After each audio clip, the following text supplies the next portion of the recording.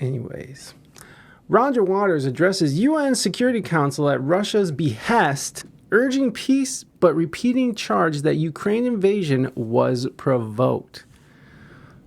This is a hard one, guys. This is a toughie. Should we listen to it? I think we should listen to it. Roger Waters addresses UN Security Council at Russia's behest, urging peace but repeating charge that Ukraine invasion was provoked. By Chris Willman. Pink Floyd co-founder Roger Waters is not backing down on his controversial stand that Russia's invasion of Ukraine was provoked. He repeated that charge Wednesday to no less a body than the United Nations Security Council itself, giving a 16-minute speech at Russia's behest. Waters' address, delivered to the diplomats via live video, was far less incendiary than some of his recent interviews have been, spending less time condemning Ukraine, as has been the rocker's recent wont, and more delivering general anti-war sentiments and demanding an immediate ceasefire. I love how being anti-war will get you fucking hated. He's been very anti-war from the beginning, and he's been calling on peace from both sides. Now, to say that the war in Ukraine wasn't provoked, I mean, there's a lot of evidence saying that there possibly was. That it was provoked. Now, do I support it? Fuck no. And do I think that Putin is fucking a dick? Yeah, he's a dick. But you do have to take into consideration the idea that we can't take into consideration any other narrative but what's been force-fed down our throat is why America will fall if we don't get our shit together. It's why it's the seeds of divisive narratives, right? It's like you can't say anything other than Russia bad, Ukraine good. Let's forget about, one of the world's top human trafficking countries ever, Ukraine. Let's not talk about rampant corruption.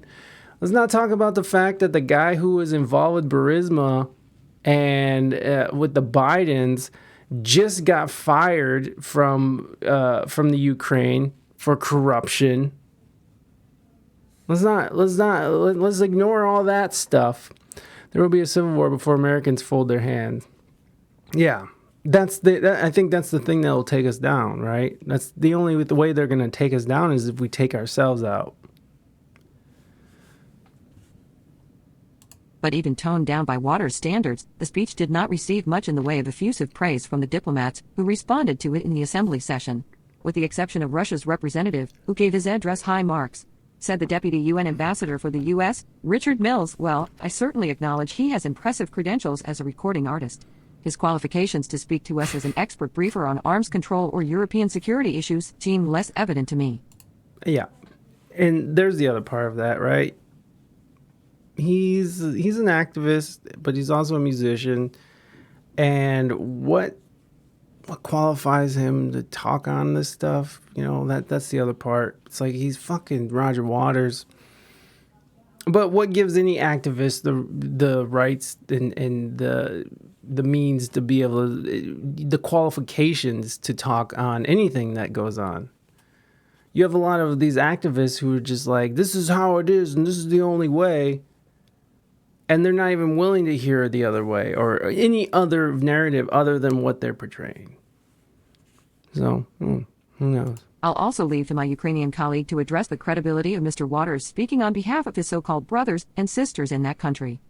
Ukraine's ambassador Sergei Kyslytsya said how sad for his former fans to see him accepting the role of just a brick in the wall of Russian disinformation and propaganda. The UN representative for Albania got in what may have been the most subtle dig at Waters following his appearance, praising the work of Waters' seeming archenemy, David Gilmour, in recently reviving the Pink Floyd banner to collaborate with the Ukrainian poet on a new single vowing that country would successfully fight back against its Russian attackers. Russia is responsible for its consequences, said the Albanian diplomat. As a famous rock band, Pink Floyd, said in their uplifting, iconic song Hey Hey Rise Up, our beautiful Ukraine is in sorrow, and we will raise it up and we shall cheer for our glorious Ukraine. First of all, that's not Pink Floyd. Already disagree on enough, Waters and Gilmour have been at odds in recent days over Ukraine, and over Waters' years-long campaign against Israel.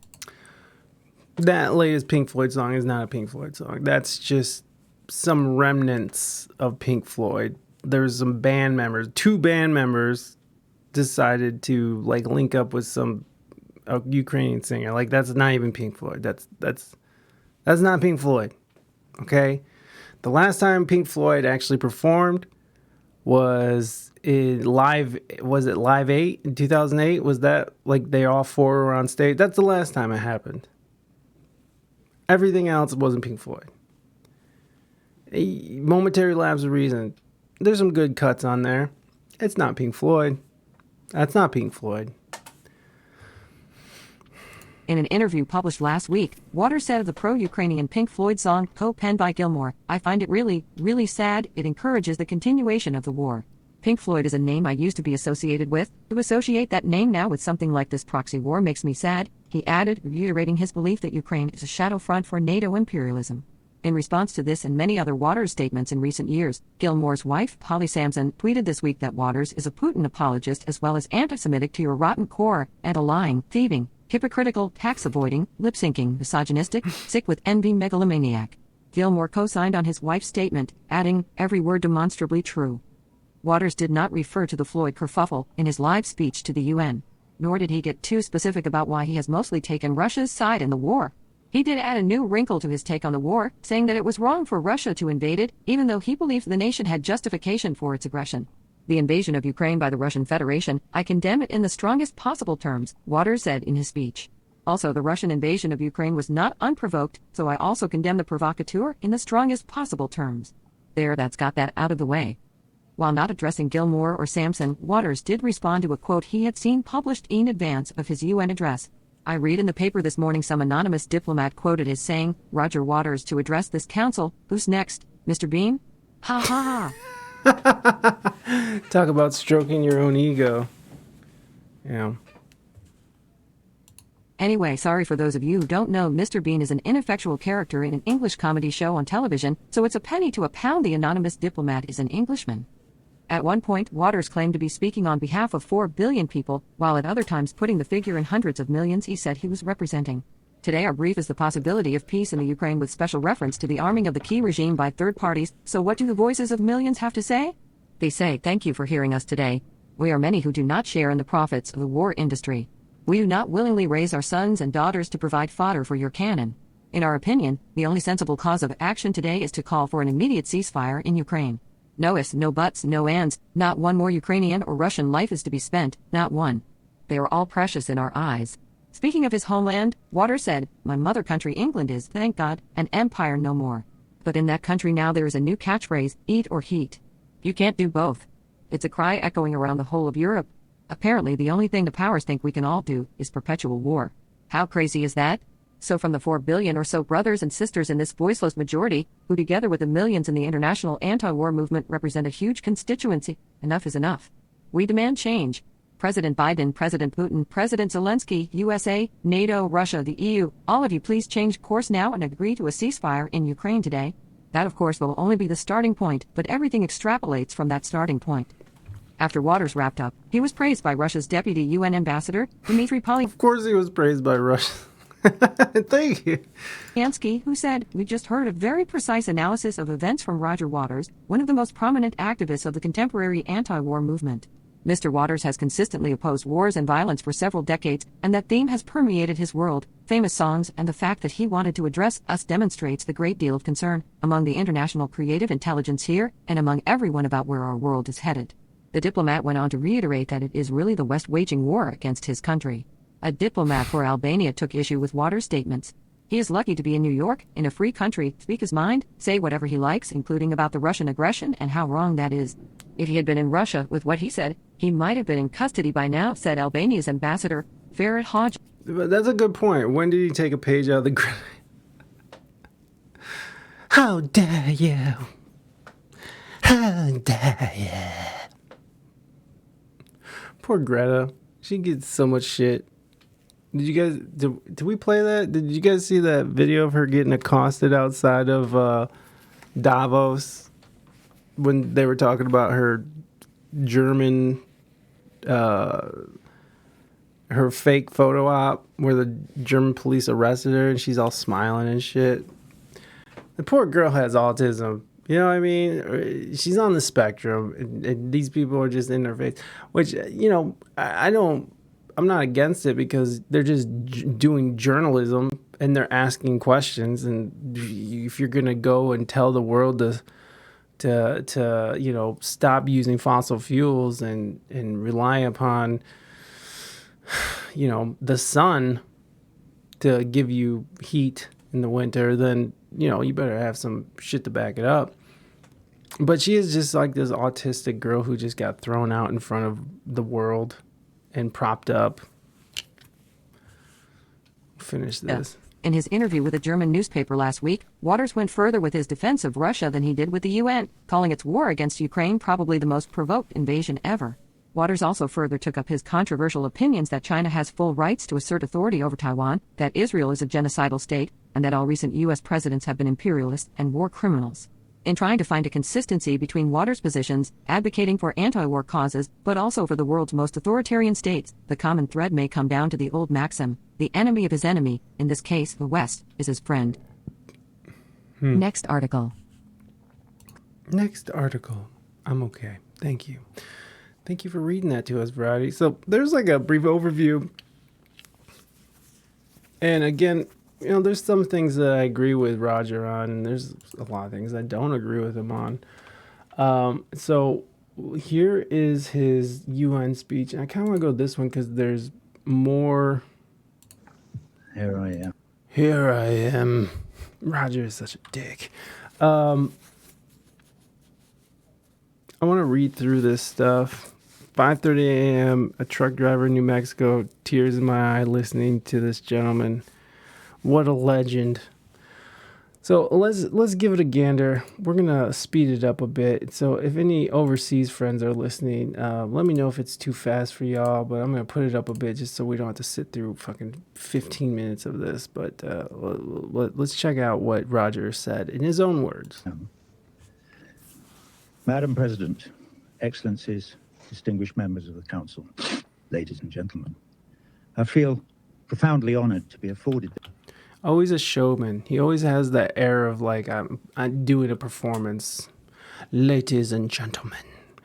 I'm sure she has Asperger's. Yeah, I'm sure. I feel bad for the girl, honestly. Like, I couldn't imagine being thrusted upon that pedestal and then have to deal with people in your face like, Greta, what, do you want us all to starve and freeze to death? This singular opportunity to brief your Excellencies today. With your forbearance, I shall endeavor to express what I believe to be the feelings of countless of our brothers and sisters all over the world, both here in New York and across the seas. I shall invite them into these hallowed halls to have their say. We are here to consider possibilities for peace in war-torn Ukraine, especially in light of the aforementioned increasing volume of weapons arriving in that unhappy country. Every morning. I love that they panned to fucking Ukraine and dude's like probably playing fucking Candy Crush. This other dude's taking selfies or filming fucking Roger Waters. When I sit down at my laptop, I think of our brothers and sisters in Ukraine and elsewhere who, through no fault of their own, find themselves in dire and often deadly circumstances. Over there, in Ukraine, they may be soldiers facing another deadly day at the front, or they may be mothers or fathers facing the awful question, how can I feed my child today? Or they may be civilians, not knowing that today the lights will go out for sure, as they always do in war zones, knowing that there is no fresh water, that there is no fuel for the stove, no blanket, just barbed wire and watchtowers and walls and enmity. Or they might be over here in a big, rich city like New York. Here, brothers and sisters can still find themselves in dire straits. Maybe, somehow, however hard they worked, all their lives, they lost their footing on the slippery, tilting deck of the neoliberal capitalist ship we call life in the city and fell overboard to end up drowning. Maybe they got sick. Maybe they took out a student loan. Maybe they missed a payment. The margins are slim. Who knows? But now They live on the street in a pile of cardboard, maybe even within sight of this United Nations building. Anyway, wherever they are, all over the world, war zone or not, together they make up a majority, a voiceless majority, and today I shall endeavour to speak for them. We, the people, wish to live.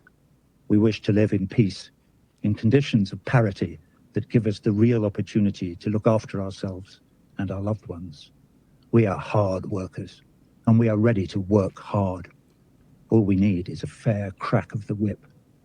Maybe that's an unfortunate choice of idiom after 500 years of imperialism, colonialism, and slavery. Anyway, please help us. He's gonna get canceled just for that, just for saying "cracking the whip." To help us, you may have to consider our predicament, and to do so, you may have to take your eye off the ball for a moment, to put your own goals momentarily to one side. What are your goals, by the way? And here maybe I direct my inquiries more to the 5 permanent members of this council. What are your goals? What is the pot of gold at the end of the rainbow? Bigger profits for war industries, more power globally, a bigger share of the global cake. Is Mother Earth a cake to be gobbled up? Does not a bigger share of the cake?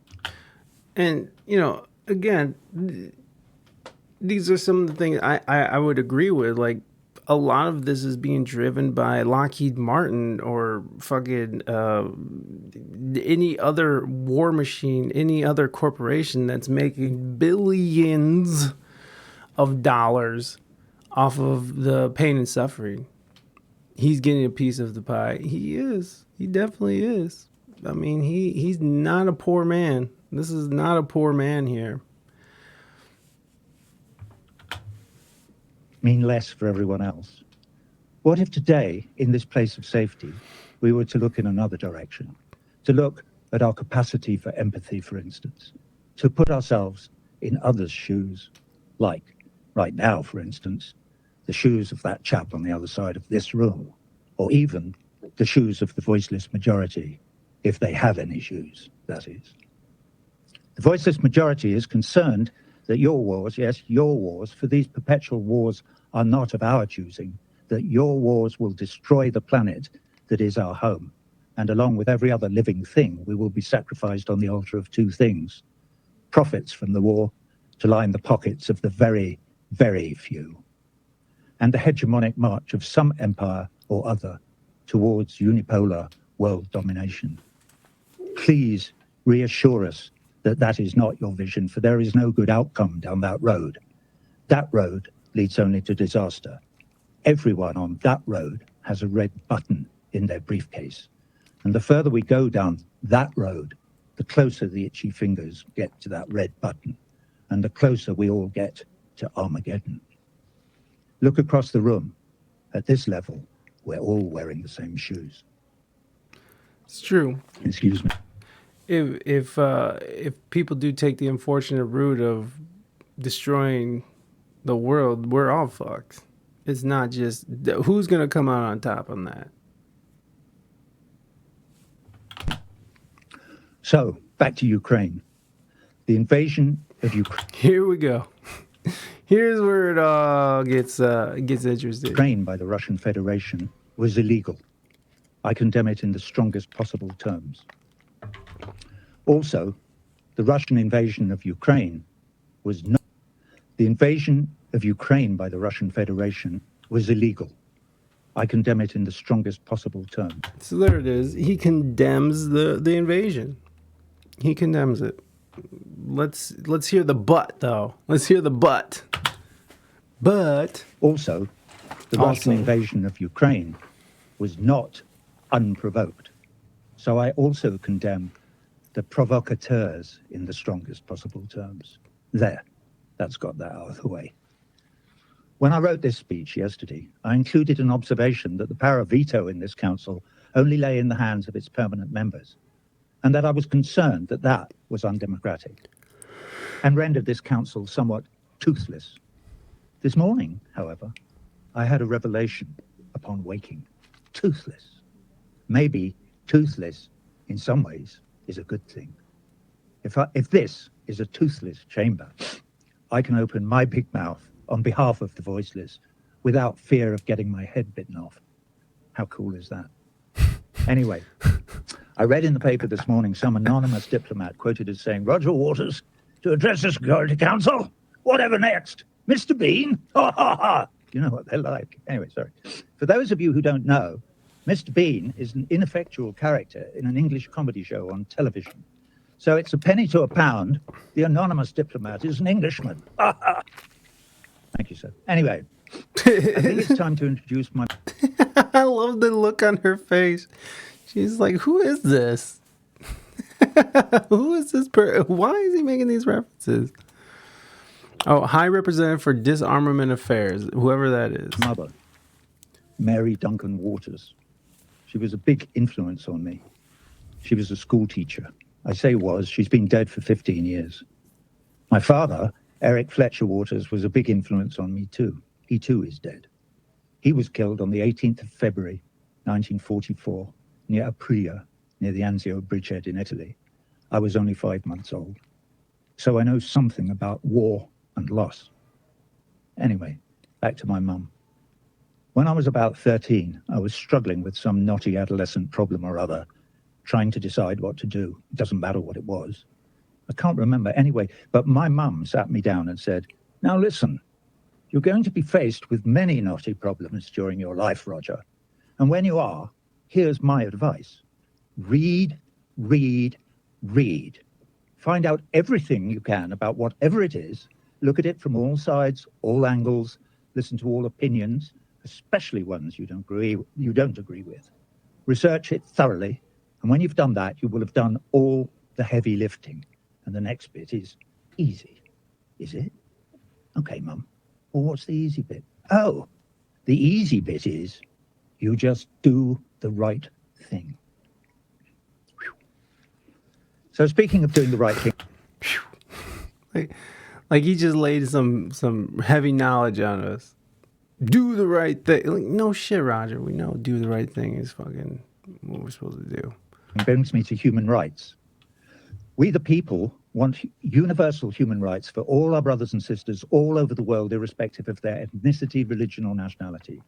To be clear, that would include, but would not be limited to, the right to life and property under the law. For instance, for Ukrainians.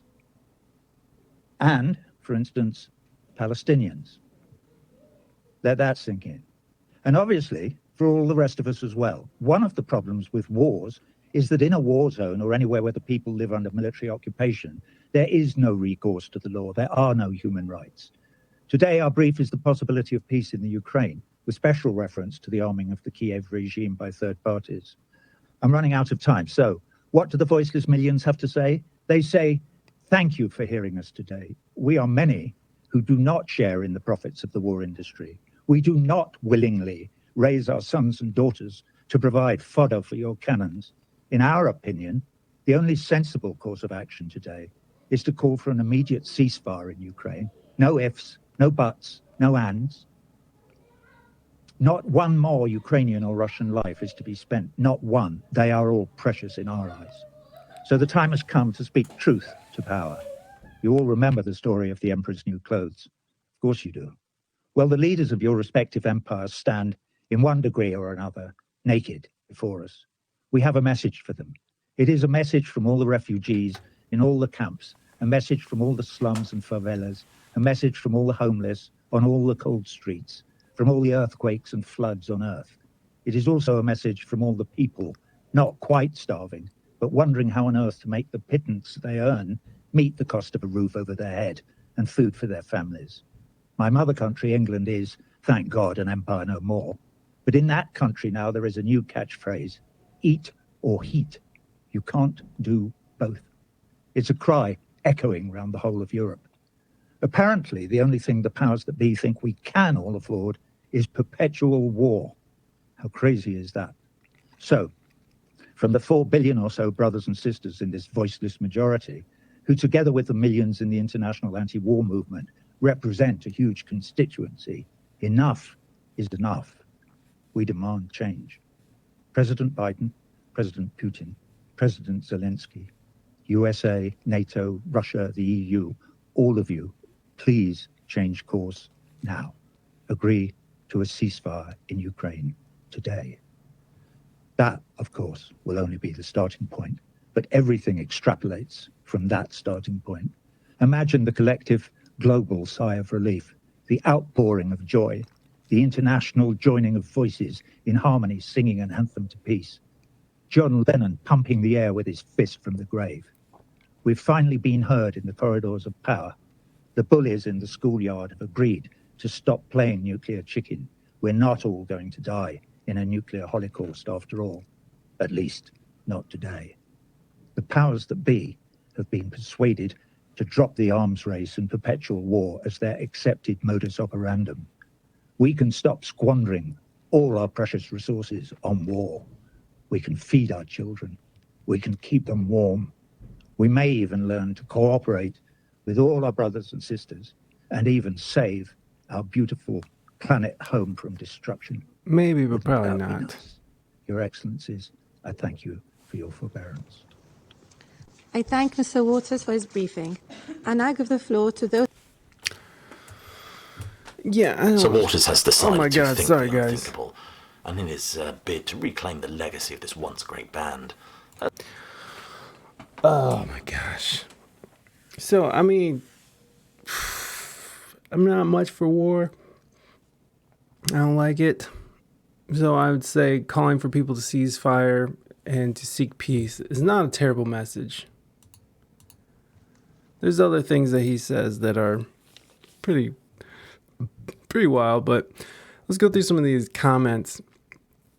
As I said before, a great speech from a great man. He's been successful in his life. He didn't have to do this. Thank you, Mr. Waters. Thanks for speaking. The fact that Ukraine rep is paying zero attention and the Russian is intently listening speaks a great deal to me. Your father is proud of you, sir. You may not know this, but his pride in you is smiling down from heaven. Captain, my captain. Shut the fuck up. Tremendous speech, best speech. Wow, Roger, truly a voice. The real question is who wrote the skit. I don't know. Was it all just Russian propaganda? Thankfully, there are people like Mr. Rogers in this world. Mr. Rogers. Roger, you are a voice of millions. Beautiful, genuine, a simple soul. See, we're all the like, fuck this guy, he's an anti-Semite. I'm waiting for those. If he succeeded in making even one of those people in the room pause for a thought about their actions, it'd be a victorious speech. Thank you, Roger. I began cynical and finished proud of our Roger. Beautiful words. Wow. There's for our YouTube comment page, our YouTube comments, there is no. I remember the Orange Man brought peace to the Middle East. That's true. They do for the votes. If our elected officials spoke like this, I would be inclined to pay attention. Thank you. Do your officials lie like that about non-unprovoked war and immediate ceasefire in favor of fascist regime committing war crimes on a daily basis? Good reasoning. You can try again, or you can talk about yourself. Sadly, you don't vote for officials anymore. Instead, your vote is a big corporate for big corporate representatives. Firstly, I wasn't even speaking to you. I was writing in support of original comment. But since you engaged me, here we go. I don't condone any warmongers, be it from the east, west, north, or south. In any war, it's the innocent and voiceless who die. Soldiers, tanks, bullets, bombs are just tools that the leaders use from the comfort of their offices. This war is senseless and could have been avoided. It's all about getting to the bigger piece of the cake at the expense of others. And when others stand their ground and refuse to get bullied, this is what you end up having. Most of y'all, unless you had a family from Ukraine, couldn't point to it. in a map. Yeah. I'm actually involved in the war. Relatives, colleagues suffer from the invasion and greatly intrigues me. If someone tries to blame any other country than the fascist dictatorship of Russia invading the sovereign country of Ukraine, like Waters and others of his fan are doing it. Okay. Yeah. There's a... You know, again, I don't agree with everything he says, but I do agree with the anti-war sentiment, and we should figure this shit out instead of, pushing forward. If all sides can come together and find something peaceful, a peaceful ends to this, then what's the harm in that?